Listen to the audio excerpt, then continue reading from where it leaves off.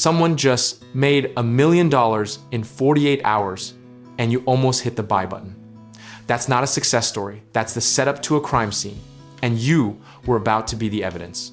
Pump and dump schemes are as old as markets themselves, but they found a second life in the age of group chats, influencer culture, and meme coins that somehow have their own Discord servers with 40,000 members. The playbook hasn't changed, only the costume has. Here's how it works at the mechanical level.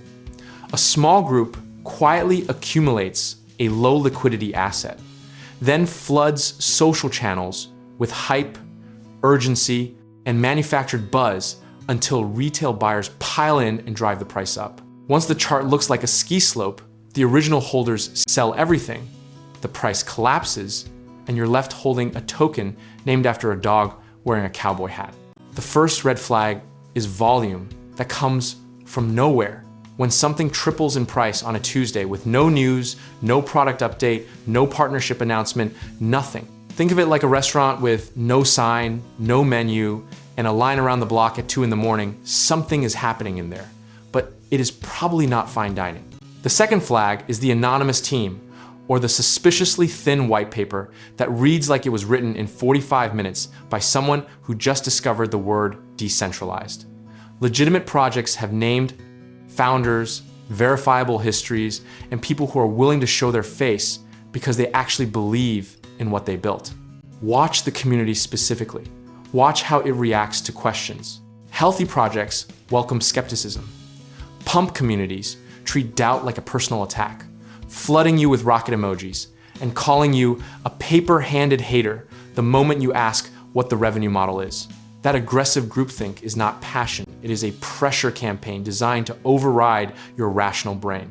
Look at the token distribution or the share structure, because concentrated ownership is the loaded gun in this story. If 10 wallets hold 70% of the supply, or if one institutional holder quietly owns a third of the float, the moment they decide the party's over, the exit door is the size of a cat door, and you are a very large human. The hype cycle has a tempo, and once you hear it, you cannot unhear it. It goes quiet, accumulation, then a coordinated social media push, then a celebrity or influencer endorsement that was almost certainly paid for, then a parabolic price move, then silence. By the time it hits your feed with the caption, "This is just the beginning," statistically speaking, it is the end. Historical examples are almost embarrassing in their repetition. From penny stock boiler rooms in the 1980s to the ICO mania of 2017, where projects raised hundreds of millions on a 12-page PDF and a Telegram group. Every generation believes their version is different, more sophisticated, more legitimate, and every generation produces a fresh batch of receipts proving otherwise. The misconception worth dismantling is that pump and dumps only happen in crypto or obscure penny stocks. They happen in real estate markets, in collectibles, in SPACs, in anything illiquid, where narrative can temporarily substitute for fundamentals. The asset class changes. The human wiring that makes us vulnerable to manufactured urgency does not. So what do you actually do with this? You slow down, because haste is the mechanism. The entire scheme depends on you feeling like you're late, like the window is closing, like everyone else already knows something you don't. The antidote to urgency is a checklist. Who built this? Who owns most of it? What does it actually do? And can I find anyone credible who will say something negative about it without getting attacked? Position size is your last line of defense when everything else fails.